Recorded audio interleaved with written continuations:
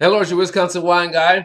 I am back again, and I do wine reviews for you of wines that you find in your everyday liquor store, grocery store, and some wine shops. I go through and select the many different wines and do a simple opinion.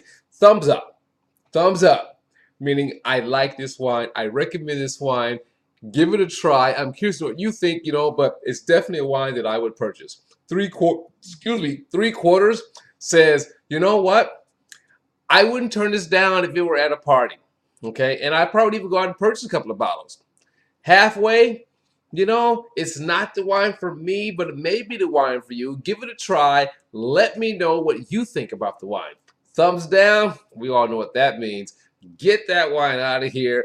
I won't recommend that wine. Don't even waste your time. But every palate is unique. You may find enjoyment of the wine, but still give it a try. On today's show, we're going to go to Chateau StMichelle. Now, you may find on some of the videos that I do, I may go back and review, some of the same wine, same brand, or maybe a different wine in that brand, or may even review a same wine varietal, different vintage. In that case, I would put in a link so you can compare what did I say about this vintage versus the last vintage. So Chateau StMichelle, CSM, for those in the industry who know it, 2016 Columbia Valley Sweet Riesling. Okay, Harvest Select, so late harvest Riesling, and they even got the 100% Vanessa rootstock. They have all sorts of information. They want you to know that we've been in the business for over 50 years, so we know what we're doing with our wines. And here's the deal, I even like on the back, give you a picture. On the back, they have that like sweetness scale, so you can see, where this wine falls on the sweetness scale. How cool is that? All right. So now, late harvest Riesling. I review the mid-range Riesling. They have a dry Riesling, a mid-range Riesling, semi-dry, and then they have the late harvest Riesling, that you can find in the everyday store. So let's give this a try. Let's see what we got. Oh, Haley's corker. I was talking when I opened this, you didn't hear that. As always, I open the wines a day before, sometimes a day or 2 days before, keep everything equal, and taste the wines. All right, Haley's corker, keeping it fresh for me. So Riesling, those who know Riesling, we think about, German wines, but Riesling has been around for a long time when it comes to wine drinking. Everyone knows Riesling. The problem is everyone don't know dry Riesling, but they know sweet Riesling, or they don't know balanced Riesling, they just know sweet Riesling, but here we go. Let's give it a try. Let's give it a shot, see what we think. Now, I do taste the wines, which is why, okay, I do taste the wines, and drink the wines, and sometimes share it with others, while we're drinking the wine, just to get some wine out of the bottle, because I want the wine to breathe. But the wine can't breathe if you just open the cork.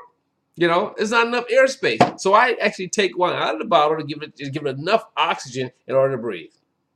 So here we go. Okay, this is going to be interesting. So apple, of course, but that wasn't my first nose. Okay, that was my second nose. My first nose. So apple, more subtle caramel apple on the nose, but my first nose was a cross between waxy and petrol, no chemical. Funny thing, I was at a wine tasting many years ago. It was a German wine tasting, and I had gotten so accustomed to that petroleum, we call it short, but petroleum smell and taste in wines that I thought, oh my God, that's normal. That's the thing. That's what we do. That's what it is, blah, blah, blah. But these are all domesticated wines. Until I was at this German wine tasting, and I'm tasting these wines. They were good wines too. However, I was looking for petrol. So the German winemaker put me off to the side, and his harsh German English, really off to the side. He pulled me really off to the side and said, let me educate you, young man. Petrol is not a desired character in wines. In our wines, he says specifically, that actually is a fault. You may find a little bit that blends, but we don't want it. So quit, stop saying that. I've been educated ever since. So now when I taste wines and I find hints of petrol, I mean, when I say hints, a little bit hint, I'm okay with it. But if it's like, boom, right there, that's a flag for me. So now when I smell this wine, petrol, all right? Doesn't mean it's going to taste bad, but I know that smell now. You'll never forget these lessons in wine. So let's give it a taste. Here's a rinse.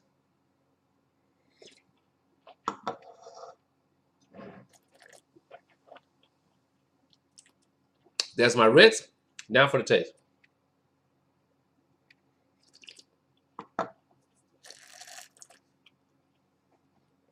Yeah, here we go. Apple, crisp, you know, but the first day I opened it, petrol was strong. Okay, today petrol is there, but not as strong. You know, but it's definitely strong on the nose, but not as strong on the taste. I myself, I'm gonna give it another taste. Okay, apple, caramel apple. You know, nice acidity, not bad at all. You know, not as sweet as what sweet could be truly defined as. But I have to give it a half thumb. And I give it a half thumb because of the petrol. That's a personal preference. You may enjoy it, or you may even know what that even smells like or tastes like. Right? But it actually is a fault in some wines, and some winemaking areas don't consider it a fault. I consider it a fault if it's too dominant or too strong. So halfway, if the wine is open a day, I would still drink it, which I would still drink this wine, but freshly opened it, and that was the first thing I got, boom, it would fall off to the wayside for me. That's why I give it a halfway. So 2016 Harvest Select Riesling from Chateau StMichelle, I'm going to give it a halfway. You give it a taste. Let me know what you think, and let's have a conversation about it. But as always, let your palate be the guide when drinking wine, and I will see you next time. Bye.